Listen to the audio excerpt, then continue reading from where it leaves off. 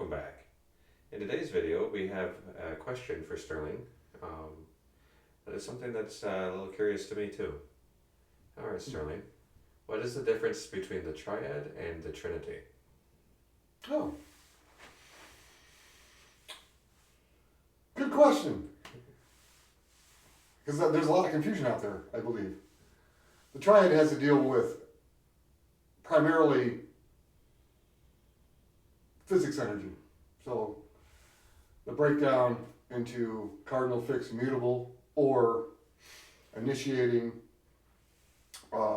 building, and completing cycles. Okay.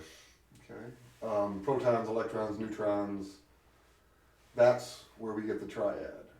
Okay? That's what it's for. It's for being able to enable processes, empower them, and then execute those processes as you would if you were like a computer program. The Trinity, on the other hand, is much more celestial than that.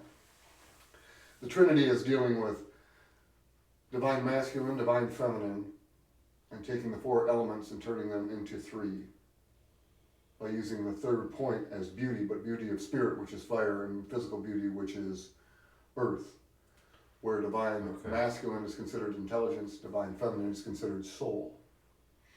That's the difference between the two when you start to work on them. Now, when we go back before traditions, that's where we get intelligent as divine masculine, that comes from Plato. Divine feminine soul, that comes from Plato. And then, of course, beauty as spirit and physical beauty being the third point, that also comes from Plato. He's the one that kind of came up with that. Okay. Which is interesting because generally, in practice, in most traditions, people do the four first, the tetrad first, with the elements, then they do the trinities and the triads after. So it's interesting. They do sort of combine a little bit, the triad and the trinity do, but there is a division between them. And that's the major division, is one is wholly celestial and is just dividing the four elements into three, creating three out of the four. And the other one is about how that energy works. Okay. Interesting. All right. So that's the huge and big difference between the two. Now, they're important. Both of them are. Cardinal, fixed, mutable, of course, is the creation of three-dimensional reality. Soul intelligence and beauty are the way that we as mortals connect to the divine. So when we do either our banishing ritual, the hexagram, or our empowerment ritual, the hexagram, we're using the Trinity energy there. When we're working total elements, or like when we're building pyramids, we are using the triads at that point. Although we are connecting them to celestially, we are not doing divine masculine, divine feminine. We're only doing those in the empowerment rituals of the hexagrams and the banishing rituals of the hexagrams. Otherwise, in creating pyramids, we're using the triad issues. Okay. Building on cardinal, fixed, and mutable for all the elements. Right. And pulling them in that way.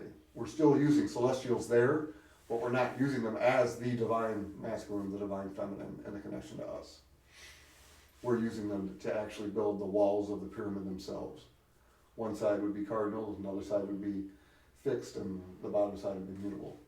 Or in any configuration of that you want. So if you have a cardinal on, let's say you draw this triangle in the air, you say this side is going to be cardinal, to put a C up there. This side's fixed, the bottom side's mutable. Well, when you flip it, because it's a pyramid, when you turn it, that cardinal side becomes the cardinal side also for the next element. Let's say we had fire, and we said this side is cardinal, this line represents cardinal, so that's on this side of the pyramid, that is going to represent Aries. On the other side, when you flip it over, or if we turn and we start working the west, it becomes Cancer. Still cardinal, but it's cardinal water on that side as opposed to cardinal fire on the other side. Okay. But the same line is cardinal. It's kind of the glue that holds the pyramids together are those. So on the other side of that, this fixed side on that we had over here, that's going to be Leo. Mhm. Okay. We flip the other side, well, water's on this side, and then it would be earth, and then it would be air. So, yeah. So we need to look for air, so it would be Aquarius on this side, Okay. and Leo on this side. The line, of course, it's just one line, means fixed. Fixed on this side of the pyramid, it's Leo. Fixed on this side of the pyramid, it's Aquarius. Mutable would do the same thing. So that's how they work. And that's what we're using them for, essentially as the triads, when we're building shapes, as opposed to just pulling in divine energy into us. Right. You know, that's the big difference when we're doing them. Okay. Okay, so with the Trinity, we are tapping into the divine. Yes. But we're How would connecting that- ourselves to the divine, Right. is what we're doing. in the mind. So how would that relate in some various traditions, say Catholicism or Christianity in general? Well, in Catholicism, it's easy because you've got, it's Trinity, Trinity, Trinity, Trinity, everything's Trinity. But they're using Trinity. They're using divine masculine, divine feminine, connecting it to Christ, beauty of spirit, beauty of physical beauty. Okay, and that gives the mortal connection. So it connects divinity to mortal beings, us, and allows that connection to be utilized by us for communication, prayer, prophecy, whatever you want to, and whatever your intentions are. Okay. That's how it's used in Catholicism.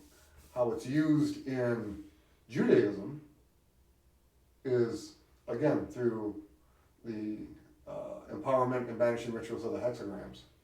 Okay, names of God, pulling them in through those, it's doing the same thing. It's giving you that same divine connection, pulling them through. But it's using different names of God for each direction, as opposed to particular complete aspects of it. Because in the Jewish tradition, when you're using them for any of the hexagrams, you are utilizing the same God's energy, just from different sides. Right. Okay. When you're talking about Catholicism, you're calling in different beings, or different aspects of beings, okay, that are represented as far as manifestation goes as particular celestials themselves. And that's what you're doing. Okay. Okay. Father, Son, Holy Ghost. Mhm. Father being divine masculine, Holy Ghost being divine feminine, and then Christ, of course, being beauty of soul and spirit, connecting it. So that's how it's used. Okay. Okay. And it's to give you a complete protection. Because when you just do, let's say you're just doing the lower banishing ritual of the pentagram, and you haven't learned yet the hexagrams, what you're doing is you're calling in a square, essentially, each element with one of the seraphim angels, but none of them represent divine masculine, divine feminine, and the other, okay, and beauty at all. That's not there, you're just pulling in elemental energy. The next step, once you've completed that, is to call in, right after you do it, the hexagram ceremony. So you get the Trinity, the Tetrad and the Trinity, and when you're doing that, you're actually creating, it's going to sound weird, but you're actually creating another pentagram again. Because you've created the square, and then the two bottom points of the square become the bottom points of your trine. Okay. All points have to connect to unity, so you have a circle that hits every corner of the square. Then for the trine to hit it, it has to break through the top of the square, touch the circle, come back down, still sharing the two bottom points. When you do that, you get weird little symbol. Yeah, yeah, yeah. But if you erase the lines and redraw the lines, you get a pentagram right in the middle of it.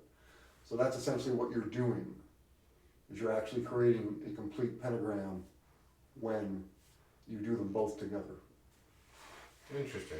Okay. It's still two-dimensional. Right, yeah. All right, and the three-dimensional doesn't come in, which would be the triad, until we get into the pyramids. And then you're using three two-dimensional pentagrams to create one side of a pyramid, which represents cardinal, fixed, and mutable. Mm. Okay. And then you plug them all together and you get total protection, three-dimensionally. Because one and two-dimensional reality, exists in three. Three does not exist in two and one. That's why you have to start with one and two and then build into the pyramids when doing three-dimensional protection. Does that make sense? It does, yes. Okay. Yeah. Okay. Absolutely fascinating. All Any right. questions on those? Not that I can think of. No? Okay. So I think we're Okay, we're good. good for this topic. All right. Wonderful. All right. Well, thank you for joining us, and do remember to like and subscribe. Thank you.